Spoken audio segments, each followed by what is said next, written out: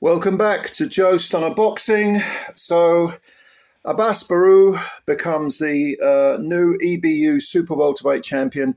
He wins a majority decision over Sam Eggington in Telford. In my opinion, it should have been unanimous. There was one guy at 114, 114. The other two had it 117, 111 for Baraou. I had it 115, 113 for Baraou. There were many swing rounds, certainly in the first half of the fight.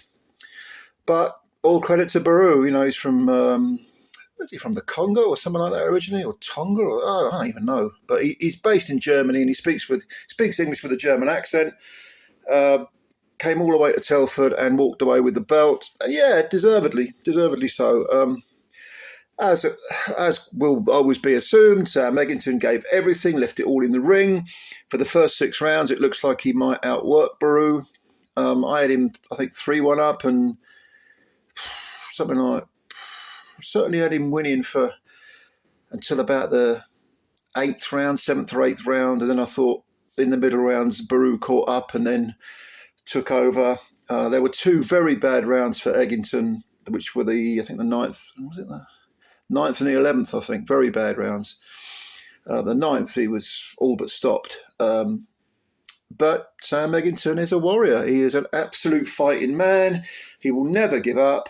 And we saw it again. He was cut over, I think, the left eye. But Baraou, the question was, could Eggington outwork Baraou? And for the first half of the fight, I think he was in most of the rounds. They were still close rounds, but he was kind of picking them off, pinching them. The last 10, 15 seconds of many rounds were like the last 10, 15 seconds of the fight because they were both going at it, hammer and tongs. Baraou looked fresher, and is that a surprise? I mean, he's only a year younger than Sam, but he fought like he was, 6, 7, 8 years younger. He's got a very good amateur background, good schooling. He was always going to be a major threat to Eggington. Eggington started as the underdog. I thought Eggington might pinch it on points as it's in Telford. He didn't quite do enough. There was definitely a Baraou win. But in the first half of the fight, Baraou was being outworked. But Eggington, of course, come forward. He's got underrated skills, Eggington, because he was jabbing. You jab with a jabber. Neither of these guys has one-punch power. They both clipped each other with full-blooded punches, but Eggington sort of shook a couple of times, but Baraou was never really perturbed by anything that Eggington was doing.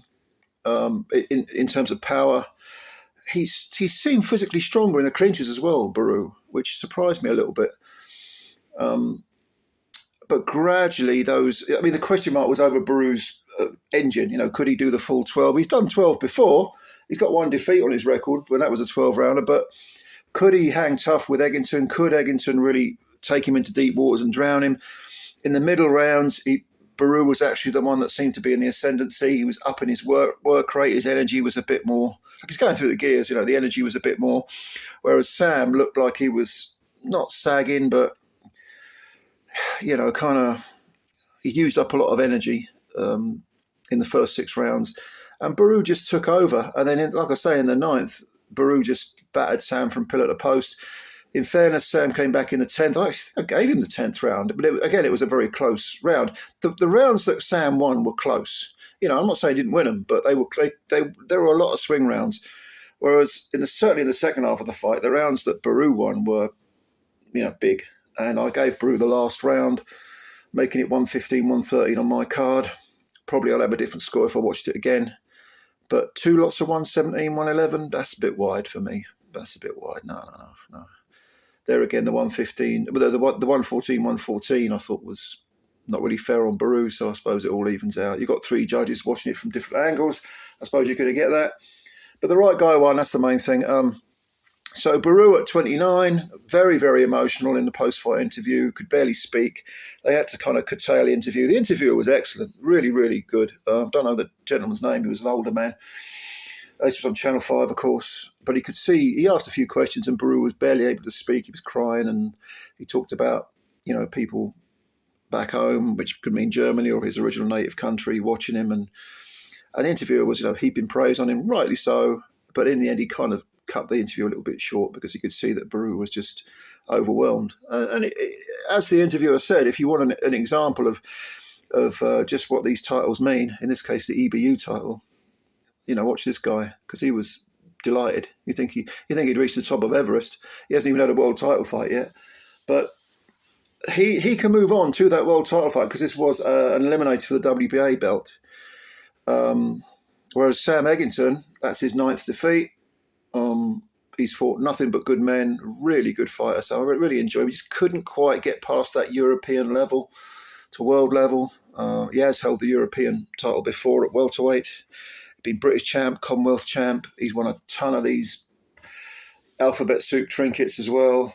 If he decides to call it a day, who would begrudge him that? But there again, he's entertainment. And this was another Sam Eggington fight that was compelling viewing, really was. So, yeah, commiserations to Sam. Will he go again? If he gets an opportunity, probably will, because he's only 30 years old, even though he's got, if he was a car, he'd have 150,000 miles on the clock. But Baraou looks so much fresher, even though he's a year younger. He looks so much fresher. And he'll go on and have his world title fight for Sam.